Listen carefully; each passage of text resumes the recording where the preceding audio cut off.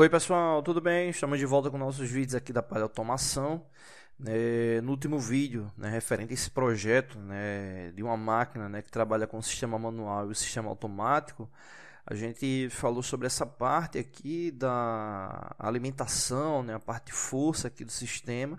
E hoje a gente vai falar sobre a parte aqui eletropneumática, que basicamente são esses dois cilindros aqui. Então a gente vai falar aqui sobre as características dele. Lembrando que a gente está utilizando o software do CADSIMO, é um software gratuito, tem um link dele aí na descrição, onde você baixar ele. E aqui no caso os cilindros pneumáticos, o CADSIMO ele traz essa parte pneumática, ele está exatamente aqui nesse ponto, é essa simbologia aqui, esse símbolo. Quando você clica, ele expande e dá ali algumas opções, E aí vejo muita gente comentar, principalmente estudantes, professor, o CADSIMO para parte pneumática, ele só tem a parte pneumática, não tem a parte hidráulica.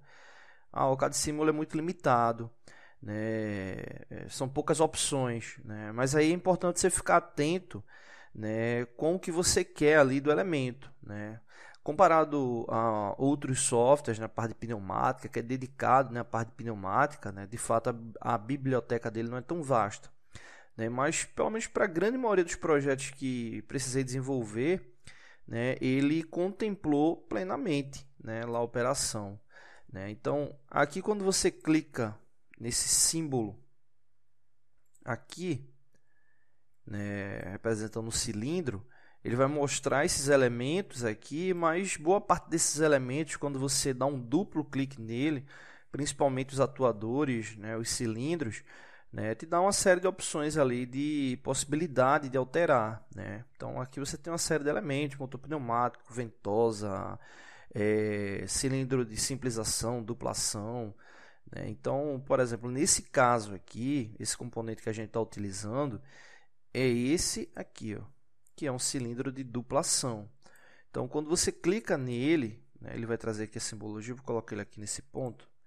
Quando você clica nele, que ele traz a referência padrão, dá para você alterar ele. Se você observar o cilindro que a gente está usando, ele tem uma diferença exatamente na válvula. Aqui a gente tem uma válvula 4 duas vias, acionada por solenoide e retorno por mola. Esse aqui já é 5 duas vias com duplo solenoide. E aí, para fazer essa alteração, é só dar um duplo clique no elemento que ele vai abrir essa janela. Então, aqui nessa janela dá para você configurar uma série de elementos. Nesse primeiro aqui que traz essa indicação de captadores, são os sensores ou fim de curso, ou os fins de curso que podem ser utilizados.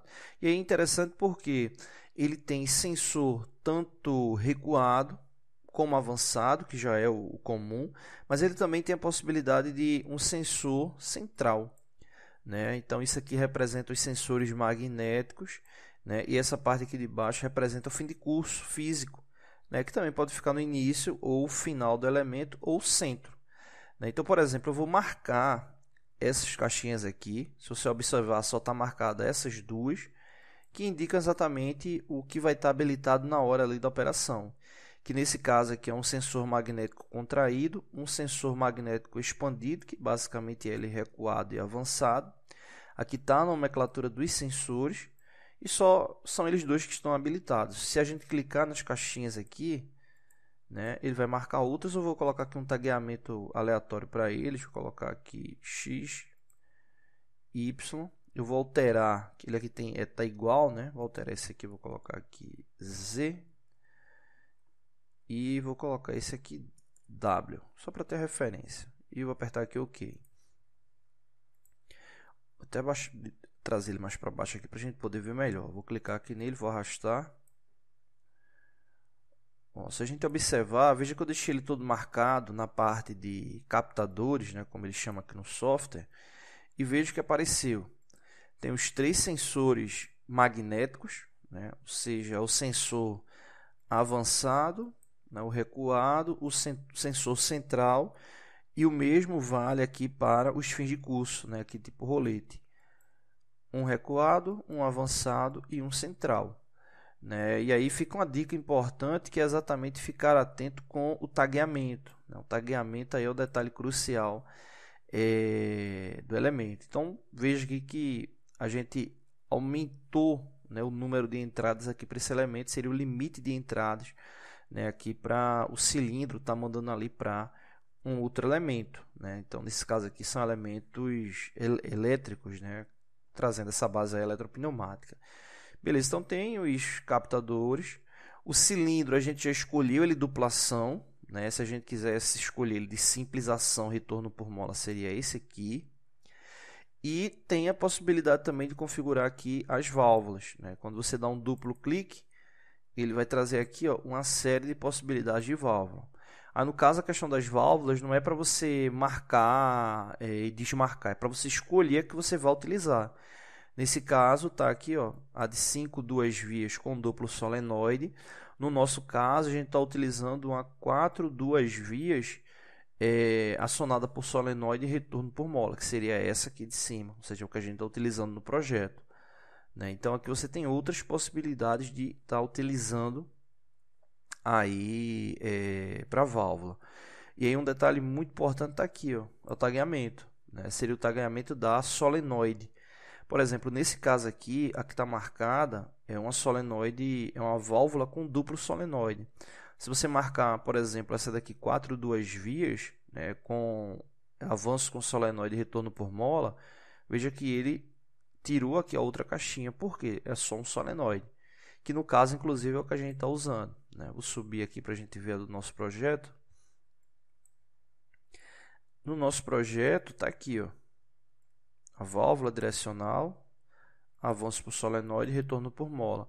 Então, o tagueamento ele está ligado só à solenoide referente ao avanço, que aqui no caso, para esse cilindro 2, está aqui só o 2, para esse cilindro 1, só o 1.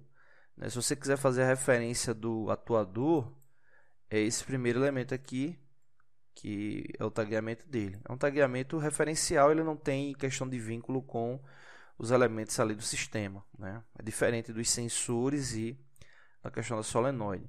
Então, esses dois campos aqui são os principais. Você tem aqui em cima a questão da velocidade, né? Como é que vai avançar, como é que vai recuar o cilindro, né? Se você quiser utilizar uma válvula reguladora, se não, é só desmarcar esses pontos aqui, e aqui você pode alterar o percentual de 0 a 100% dos elementos. Essa parte aqui da velocidade está vinculada a esses componentes aqui. Então, no caso, eu estou utilizando nos dois cilindros uma reguladora de fluxo tanto para avanço, né? Reguladora de velocidade tanto para avanço como para retorno.